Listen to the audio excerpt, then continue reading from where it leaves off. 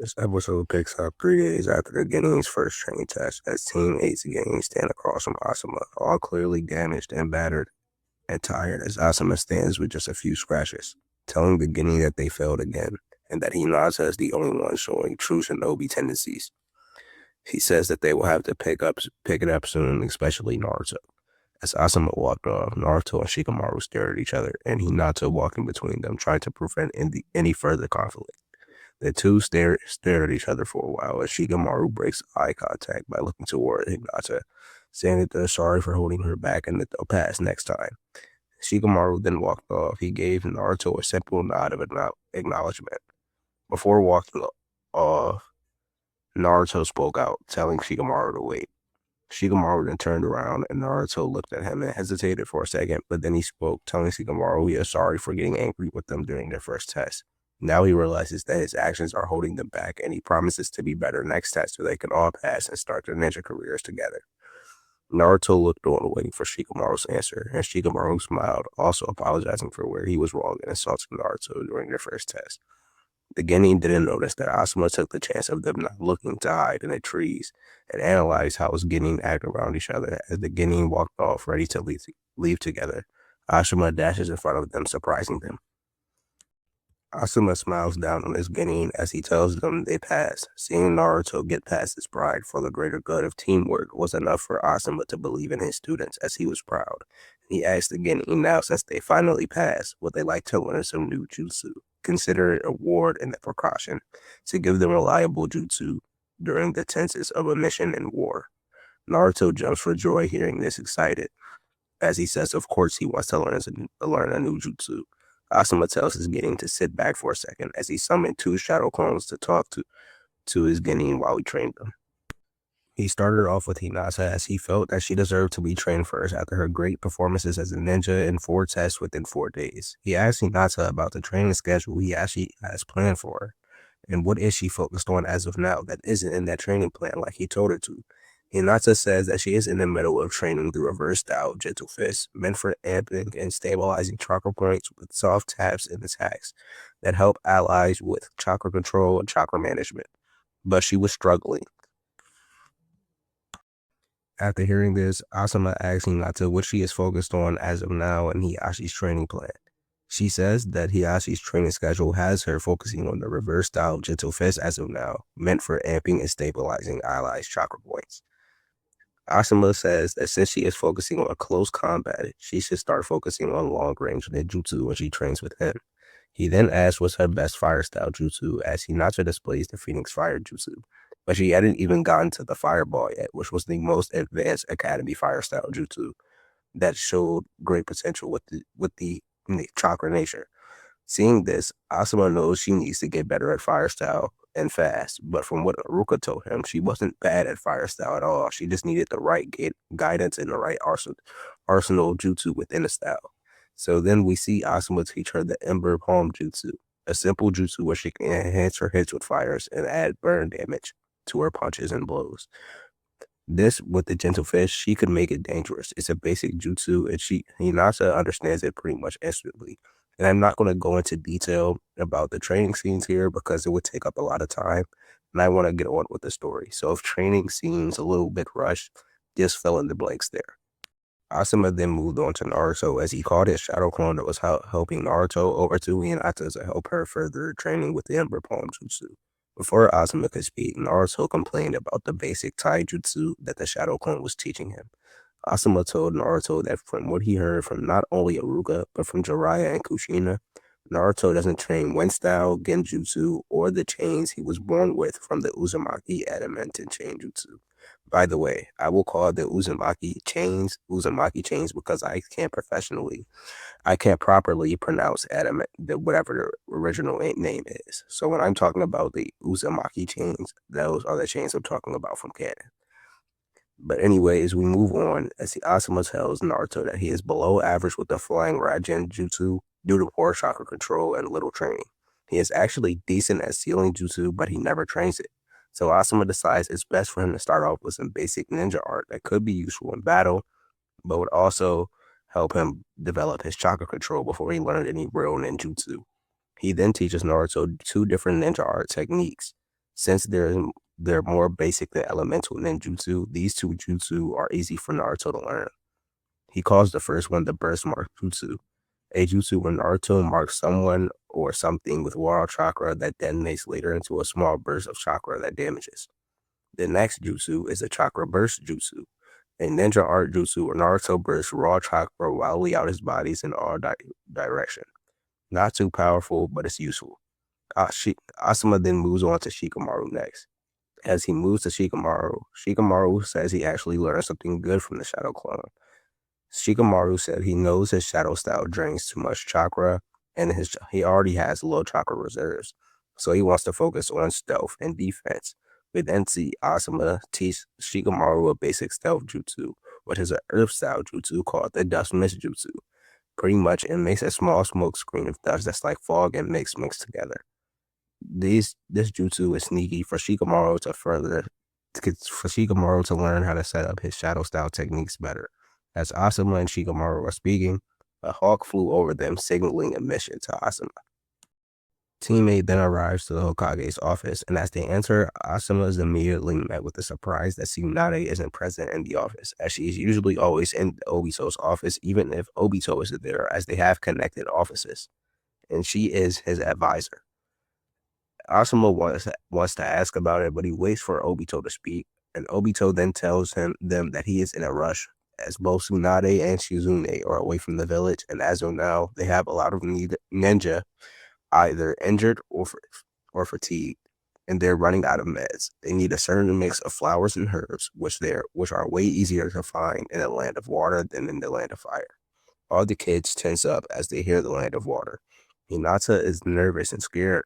The land of water are direct enemies of the land of fire, but they're allied closely with the land of earth, which the land of fire has a constant war with. And the land of water also has an ongoing war with the land of wind and the land of lightning. Hinata knows there is a chance if they are traveling to the land of water, they could end up fighting other ninja, as she thinks she isn't ready.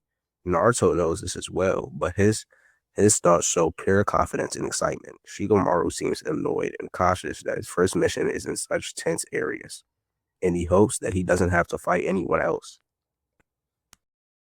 You don't see or hear Asuma's thoughts, though Obito then begins to explain more. He says that they are to gain one certain type of wood, a coral from the land of waves, and a specific flower, and one unique land of waves herb. This mission is a trip to the land of waves. Their mission is to simply gain the named materials that Obito just named. They are to come back and avoid conflict at all means necessary. But if they're attacked, of course they could defend themselves, but they should prioritize a retreat. This is a B-rank mission, not because of its difficulty, but because of its importance and the fact that they have to leave the land of fire to complete the mission. Asuma looks at his team, unsure, as he mentions how they are just now passing their training test after 4 days. Obito smiles and says that's exactly why he sent them on a mission with no expected combat. He also preferred someone with the experience and strength of Asuma to lead a team through the no man's land in between the land of water and lightning. He is picking out a mission for the other Genin as they speak that he sees fit. Asuma nods in understanding and accepts the mission.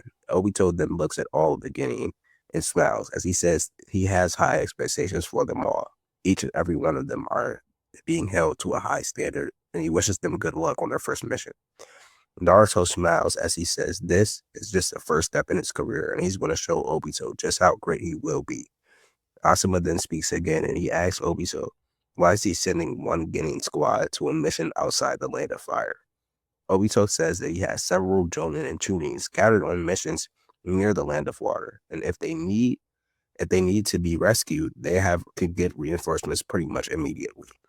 But sometimes reinforcements isn't the option, so he needs to know now if Asuma is willing to sacrifice his life for the Genin to make it back home safely, as they are the future of their village. Asuma nods, agreeing, promising to protect the Genin his best, as Team 8 begins to leave the Hokage's office, ready for their first mission. We then cut to Sakura as she stands, focusing in Kurenai's house. She tries to hold the hand sign for a little bit longer than she was weaving, but she drops down in a sweat, clearly drained and tired. She had been training for hours. to the point where the training she was doing more harm than good for improvement. Kurenai, seeing this, tells Sakura to stop and rest. She agreed to stop with one genjutsu, but she insisted on learning another, and then tried to learn another after that. This has gone too far.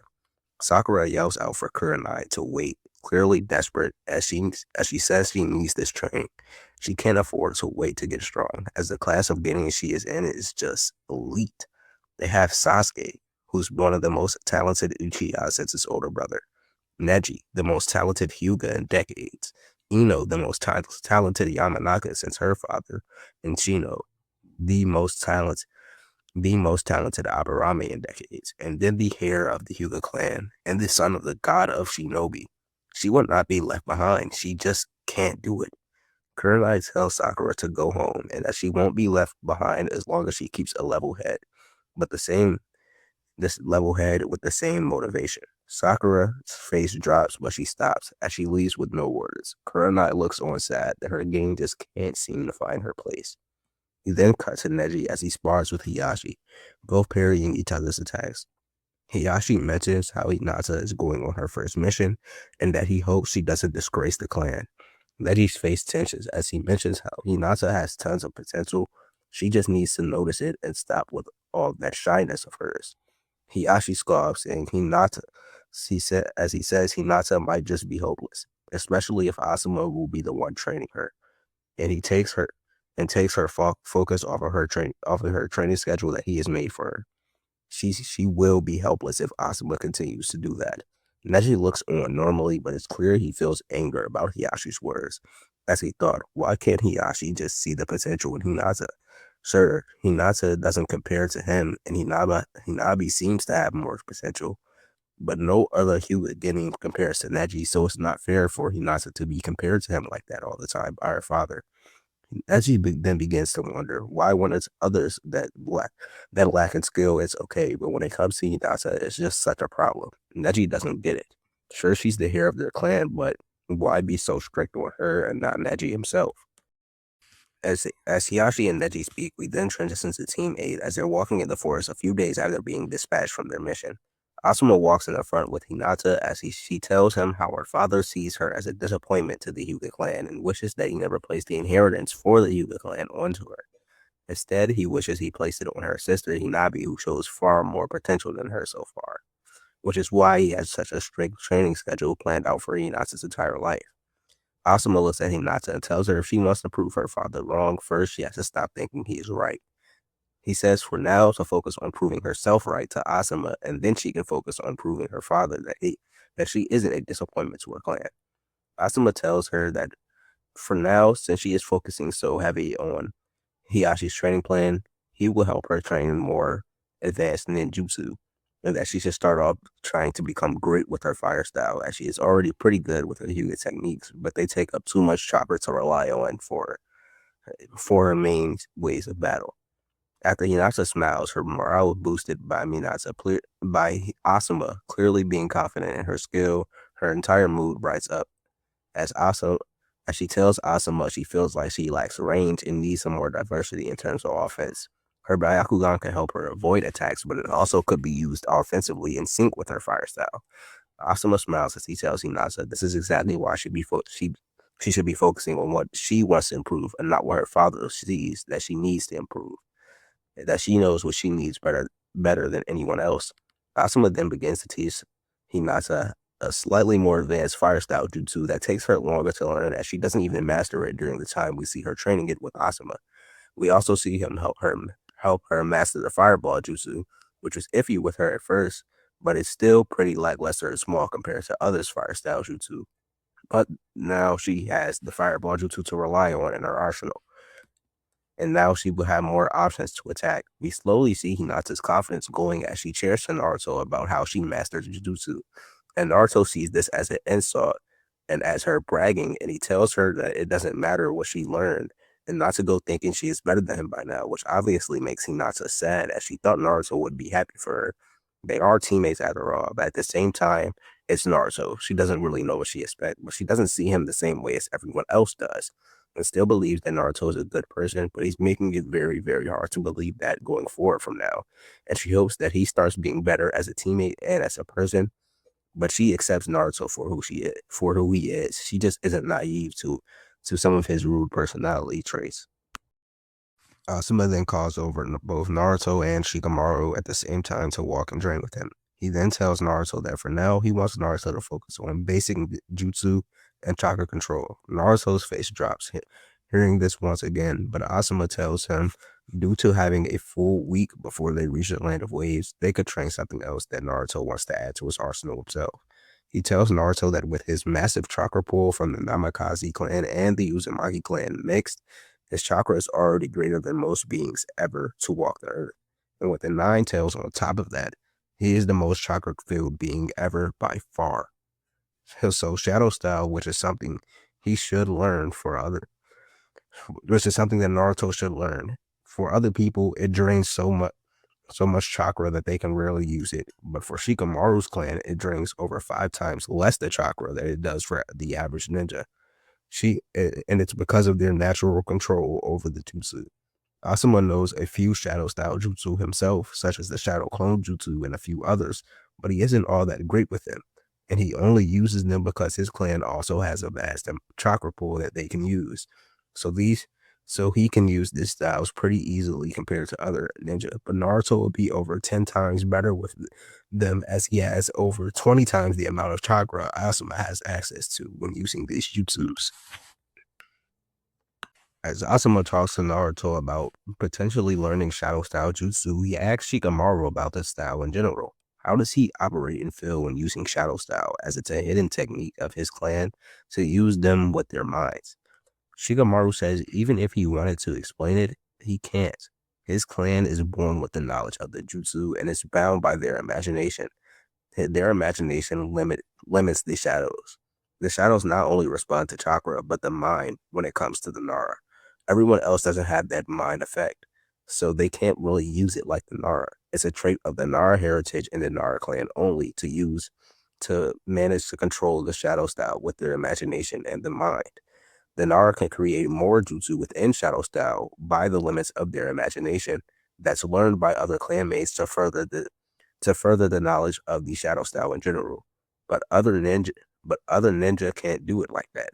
His clan has it naturally built into their mind, so even if he tried to explain or teach it, he would be lying and blindly talking as it responds to his mind. Asuma nods, surprised by Shikamaru's knowledge of the shadow style at such a young age, and he tells Naruto that for this next week, Naruto's goal will be to learn and master the Shadow Shuriken Jutsu. Naruto sighs and scoffs, saying that he has heard of the jutsu and it's basic. Why not just learn some wind style? And Asuma tells Naruto that he hasn't even adjusted that much to ninjutsu to go there yet, to jump straight to wind style training. As Naruto scoffs in annoyance, Asuma moves on to Shikamaru as he tells Shikamaru that he needs some type of force of offense besides the shadow style to rely on, as he constantly relies on the shadow style, which drains too much chakra for his low chakra pool. Shikamaru says that he knows and he's working on a jutsu to combat that downside of the shadow style, as he tells Asuma to trust him and that he'll soon have mastered this jutsu, and the effects will show that he is improved in his weaknesses. Asuma, seeing how Shikamaru knows so much about Shadow Style already and already seems to have a backup plan for his weaknesses, allows Shikamaru to continue on with this training by himself, trusting him to do so. As Asuma's team traveled on the 5th day, they made it to the edge of the mainlands, and they were surprised to see when they saw a large bridge that connected from the mainland seemingly to the land of waves, and by extension, the land of water. Asuma wonders when the bridge was built and why in secret. When he then tells Hinata to activate her Byakugan and see what he sees on the bridge. Hinata does so, listening to Asuma's orders, as her face is calm when she activates the Byakugan for a split second before she has a look of shock, and she explains to Asuma that she sees someone with a large sword chasing after an old man and a child on the bridge. But she can't make out the man's with the sword's headband, but it's definitely a ninja by the way he's moving, as Hinata could tell. Before Asuma could give any orders, Naruto dashes as he throws a kunai into the air toward the people on the bridge and disappears in a flash of yellow. Asuma then yells out for Naruto to stop and return to the group as Hinata gasps in shock at Naruto's quick movement. Shikamaru, annoyed, runs in to offer Naruto assistance, calling him an idiot, just as the man with the sword catches up to the old man who falls. Naruto flashes above him with a kunai, stabbing into him, but at a non-fatal area in the shoulder. As the Zabuza flinches, he grabs Naruto and throws him into the ground, revealing Zabuza as he slams Naruto. As Naruto lands face first, cracking his head open, blood spills from his wound, and his headband flies off. Zabuza, seeing Naruto's headband on the floor, saying he has always hated the Leaf Ninja, and now he has an excuse to kill one finally. As Zabuza smiles and walks towards Naruto, marinating in the satisfaction of finally having a chance to kill a Leaf Ninja after so long. Before Zabuza could dash at Naruto, he noticed Shikamaru, Asuma, and Hinata all running toward him and laughed as he weaved several hand seals using a water-style vortex bullet jutsu. As Zabuza speaks the name of the jutsu, he spits compressing spinning balls of water like water drill bullets in front of him. As he shoots them at the three Leaf Ninja, Hinata instantly calls it out, seeing it before it even happens with her Byakugan. Naruto returns to his feet, still dazed and injured from his head wound as Asuma spits a massive fireball towards Zabuza.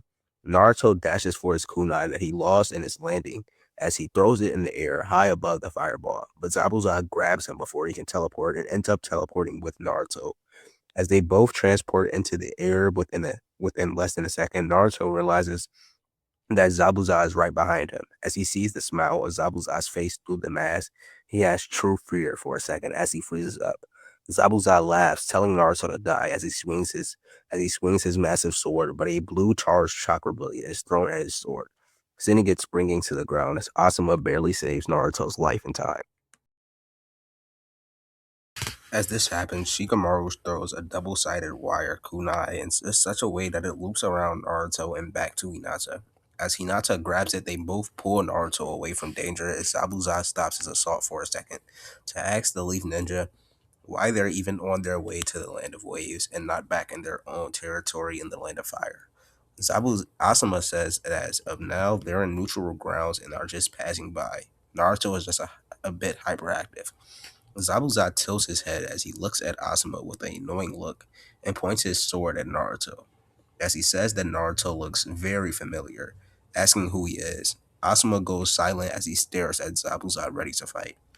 Zabuza then begins to laugh maniacally as he says he guessed that confirms his thoughts. Naruto must be the son of the god of shinobi. Asuma weaves hand signs, not saying a single word, as Zabuza does as well. But Asuma finishes his hand seals first. At the same time, Shikamaru sends his shadow streaking towards Zabuza as Zabuza dodges with ease. Hinata is, well, frozen in fear, but she goes to check on Naruto, who is clearly still hurt by his head injury when he hit the ground. She begins to apply the healing material that she offers in canon, which I can't pronounce without butchering it.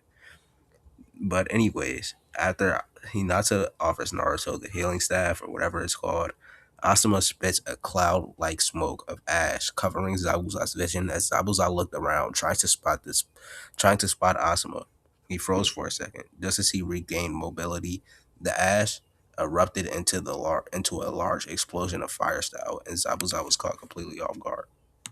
First off, for the ending, I want to say that I actually had this rewrite done earlier today, but I forgot to do the outro part. So yeah. Anyways, that's where I'll be ending things today, and I wanted to clear up some things. Yeah. So, oh yeah, some of the things I lost the footage of the last episode when Sakura arrived to Kurenai's home in the last episode. That cut at the end due to lost footage, but now I will use that to my benefit and just show it and rework it into the story. Is the reason why that cut off. I already know how I'm going to do it. Anyways, we see Sakura go to Kurenai's home and request more advanced training, which we see her receive in this episode. So that's why she went there, but there's more to it. I also got a question of the Byakugan last episode. Yes, it is Genjutsu resistant, but smart use of Genjutsu like Kurenai did during the training test can sneak past and weaken the Byakugan and its natural defenses. like genjutsu that interfere with senses or vision, they could weaken the Byakugan, but the Byakugan could also spot them before they even take effect. Neji just wasn't expecting that. Like, he never fought Kurenai before ever, so he wouldn't have known to watch out for a genjutsu. Anyways, but oh yeah, most of the genjutsu techniques necessary to do that, to nerf a Hyuga, is they're usually bare minimum high level joining techniques. So yeah, we won't really see many people get to do that. Anyways, and if scenes cut off suddenly, or like if scenes just cut off like before it seems like the scene is finished, it's done on purpose for the story. But those aren't the end of those scenes. I will come back to them at some type of point in the story. But for now, they will remain underdeveloped, and I'll develop for, like, you get what I'm saying. Anyways, that is it for this episode, and we will see some more version. We will see the rest of the Land of Waves, which was likely ending in the next episode.